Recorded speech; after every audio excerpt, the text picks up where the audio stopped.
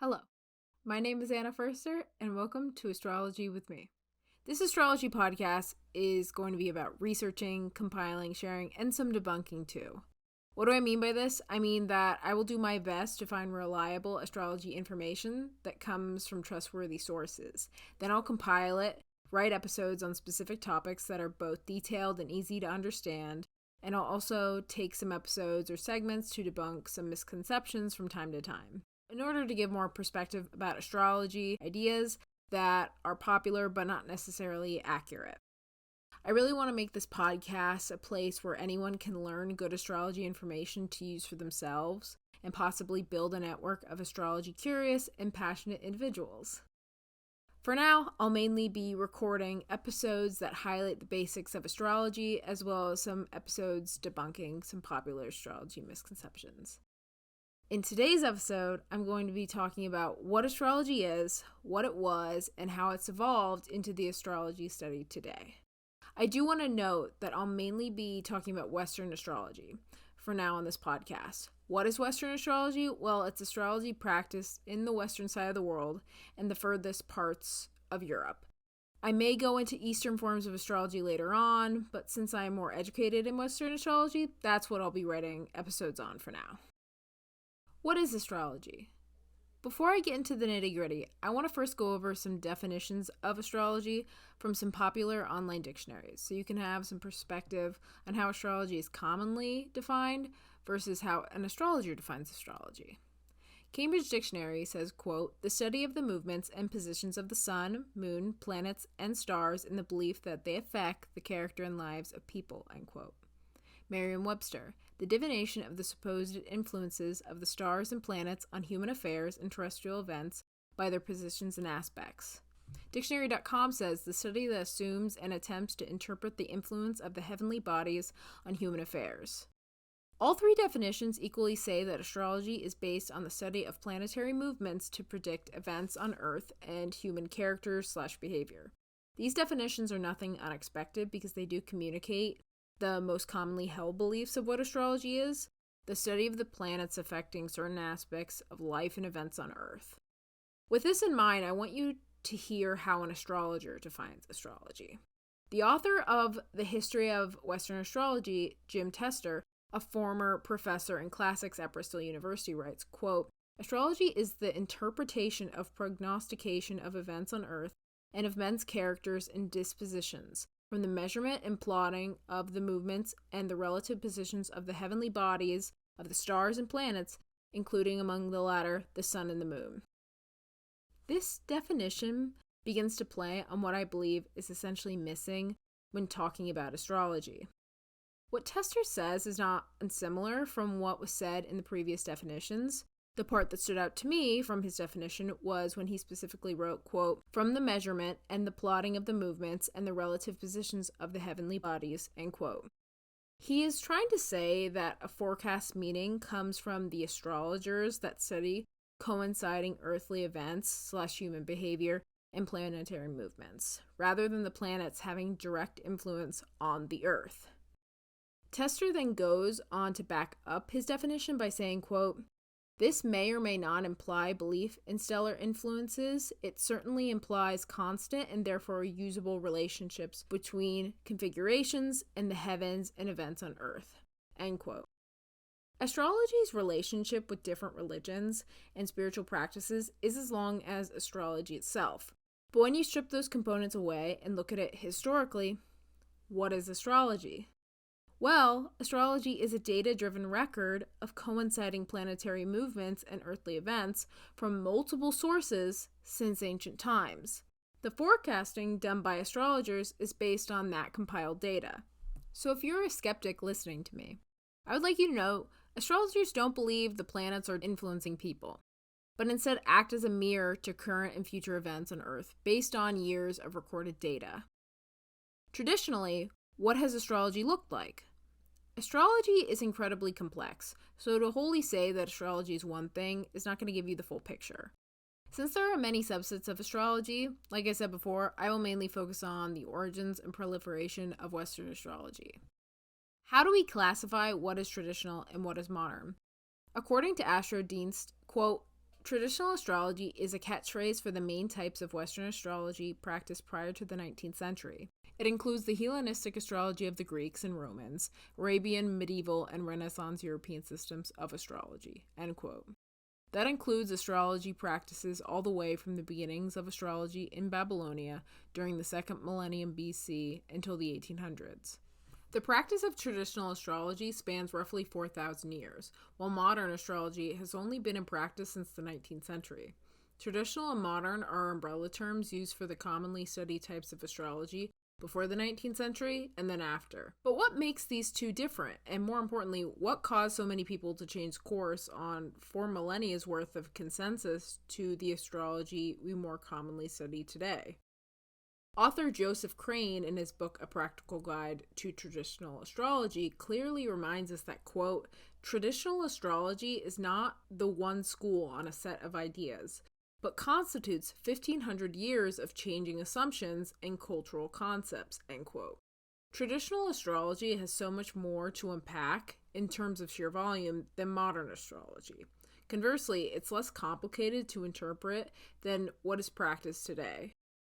For example, Crane also writes, quote, traditional natal astrology was much more concerned with the world in which one lived and the concrete situations within that world. Commonly, modern astrologers use houses to describe psychological tendencies toward the world. This is not the traditional use of astrological houses. The second house was about your money, not your values, end quote. With that in mind, he also says, quote, until this past century, astrologers did not use zodiacal signs as intrinsic qualities or as personality types. When you read about a traditional natal declination, you'll find nothing about the zodiacal signs themselves, end quote. If you've learned about astrology prior to listening, you might have heard terms like birth chart, sun, moon, and rising used. These terms are products of modern astrology. Traditional astrology looks at groups, society, and the surrounding physical landscape. In ancient society, physical threats like weather and war, for example, were what astrologers looked to predict. It wasn't until the 19th century, when psychology was also initially being studied, that modern perspectives of astrology took hold. While the focus of Western astrology greatly differs based on which type you are studying, the planets used in each form differ as well. Traditional astrology only uses 7 out of the 10 planets that are used in astrology. The Sun, Moon, Mercury, Venus, Mars, Jupiter, and Saturn can all be seen with the naked eye, so they've always been a part of astrology. Uranus, Neptune, and Pluto were not used in traditional astrology, as all of them were discovered during or after the 19th century, when astrologers were preferring modern versions of astrology, making them only planets of modern astrology. Studying traditional astrology is an incredibly exhaustive task, since it is all Western forms of astrology from the ancient world up until the 19th century. Although Western astrology came from ancient Babylon, it was completely transformed by both Egyptian culture and Greek philosophy. Traditional astrology is made up of years of forming and reforming data and perspectives. Even modern astrology itself was not completely modern, as the qualities that make astrology modern came from, quote, Claudius Ptolemy, list of qualities which was adapted and added to over 1,400 years, end quote. But even though these traditional beliefs lasted for so long, I believe astrology could not have thrived in the modern day without the shifting of perspectives during the 19th century. Understanding your psychology and behavior has become a popular subject to talk about person to person, and even more popular to talk about on social media. So it's no surprise to me that everyone wants to know more about themselves, and even further, what they have the potential for. The advances in astrology through modern practices have given people access to understanding themselves and their human behavior patterns much more critically. At some point in the last 5 years, you have probably had someone come over and ask you what your star sign is, or even ask you about your birth chart. Unless you're a complete hermit, you've probably answered Aries or Taurus, Gemini, Cancer, Leo, Virgo, Libra, Scorpio, Sagittarius, Capricorn, Aquarius, or Pisces. It can become really personal when someone asks you about your sign or when you think about yourself in relation to your sign. In the months before I became interested in astrology, I was taking a poetry class. And during one of the sessions, we were given an assignment in which we were supposed to choose a document with a random subject from a stack to influence a poem we were to write. I chose a sheet with all 12 signs of the zodiac and their dates. I looked for my own sign, which is Cancer, only to find my birthday, which is July 22nd, was not included in the sheet's Cancer season dates. They had listed Cancer season as being from June 21st to July 21st. This shocked me because I was always told I was Cancer, and never once did I think of myself as a Leo, the season right after Cancer season.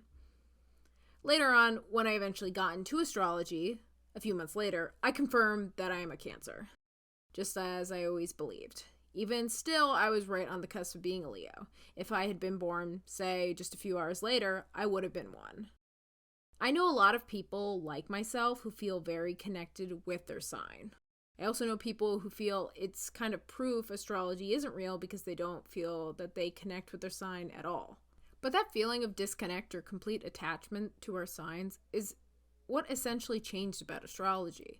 It went from analyzing and predicting societal events and affairs to turning introspective. Crane writes, quote, "It wasn't until the middle of the 20th century that astrologers used elements in a psychological way," end quote. Psychology's eventual inclusion in astrology affected so much of how it was used. Today, you can easily create your birth chart online and learn more about yourself with some dedicated searching. A birth chart is just a snapshot of the sky using the exact time, date, and place you were born. Before the birth chart, they were just horoscopes, a way for ancient astrologers to see the character of society for the day. The purpose was changed to not only analyze the horoscope of the day, but the horoscope of a person's entire life. Nicholas Campion, in his book, History of Western Astrology, Volume 2, discusses this exact idea, saying, quote, "Carl Gustav Jung's original definition of synchronicity was set out in two stages. The first part has become the prevailing rationale for modern astrology, quoted in standard texts and recited by countless students. Whatever is born or done at this particular moment of time," he wrote, "has the quality of this moment of time." End quote. This shift allowed astrology to more or less predict individuals and their character. This transition was thanks to a man named Alan Leo. Leo, who is considered to be the father of modern astrology, quote, "set out to create a zodiacal astrology which would fulfill this purpose by encouraging people to reflect on their inner character rather than measure the extent to which they conform to a set of externally imposed criteria. He embarked on a program of deliberate invention without which modern astrology would simply be unrecognizable," end quote. Modern astrology is just an updated form of traditional astrology. With new planets and new perspectives, astrologers found new ways to interpret the connection between the movement of the planets and one's inner self as well as earthly events. The ability to look at a snapshot of the sky from when you were born and learn more about yourself has made astrology a personal experience. Reading your birth chart, learning what your sun, moon, and rising mean can seem gimmicky. However, there is so much more that you can find out about yourself while just looking at one part of your chart. I hope this first episode of Astrology with Anna was helpful for you. Even though it took a long time to get this started, it feels really good to finally create something rooted in my love of astrology. As I said before, my goal is to make this podcast clear, interesting, well-researched, and entertaining in order to help you, the listener, learn what astrology is. In next week's episode, I'll be explaining what is a birth chart. Thank you so much for listening, and I'll see you alongside the stars in the next episode.